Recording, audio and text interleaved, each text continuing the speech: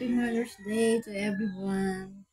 Relax, relax din. Bigyan ng time.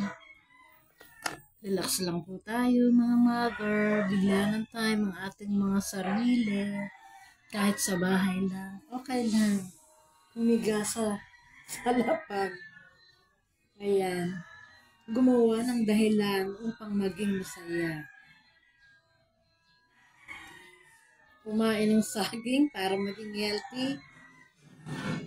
At inom-inom lang din ng tubig.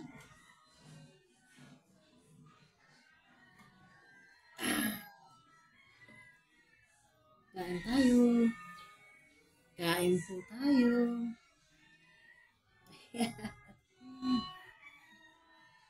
Nakadalawa na po ako.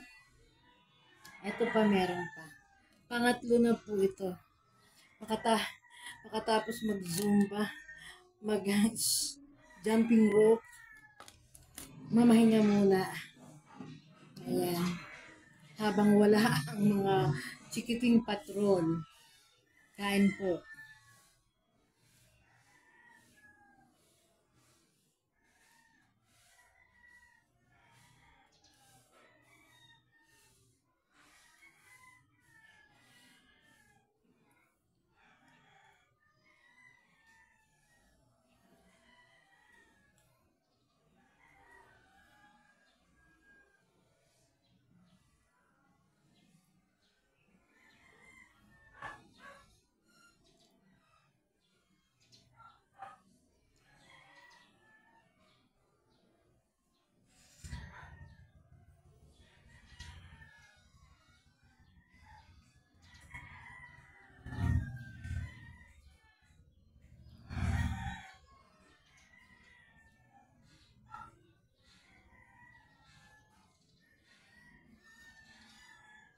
Kakulay ko po pala ang mga nasa paligid ko. It's green.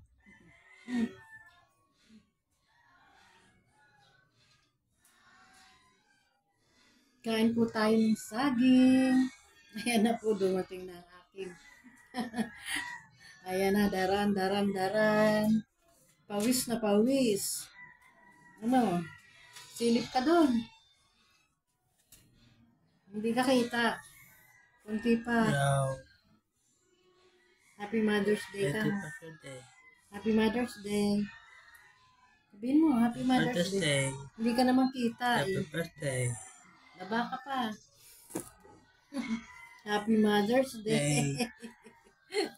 Ayan po ang kapartner ko dito. Ba't pawis na pawis ka? Basketball ka? O, nagbilyar ka? Sige, excuse me po. Lulutuin ko yan. Walis ka na dyan. Tinatanong niya po kung ano ito. Ayan, kung lulutuin ko daw po, maya-maya magluluto ako ng mais. Ayan po. Puting mais. Inilagay dito. Ayan po. Kinuha po kasi ang plastic, ako yung nakahiga dito. Ayan. Mamaya yan po naman ang merienda.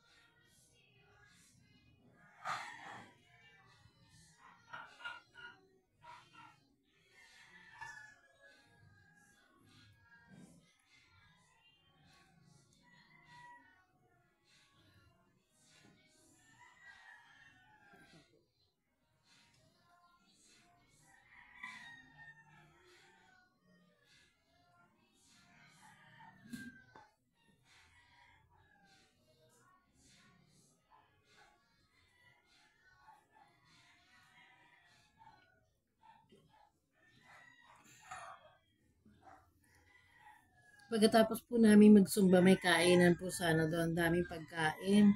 Ay, ayaw ko na po makisalo sa pagkain kasi po medyo Maano ako, masarap kumain. Eh, puro po mga mamantika, kaya ayoko na po, hindi na po ako nakisalo doon. Dahil ayoko na po ng mga food na mamantika. So, it's not good para sa health. Kaya nga po nagsusumba para po matanggal yung mga taba-taba. Tapos yung mga pagkain, hindi healthy. Maraming mga mga makolesterol. Kaya tama na po tayo dito sa mamaya maglalaga ng mais.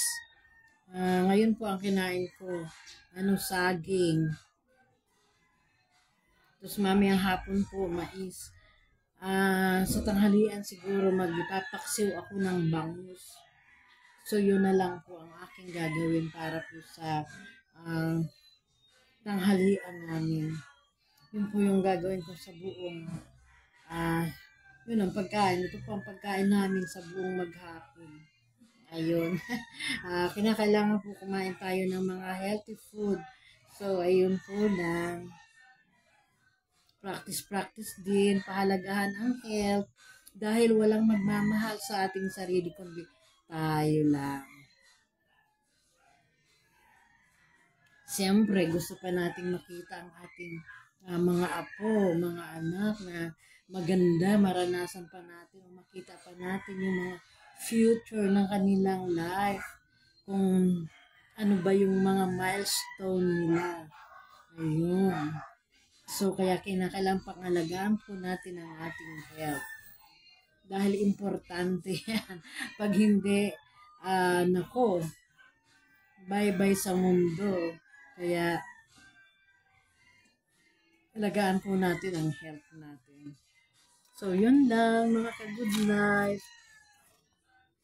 Thank you so much sa inyo.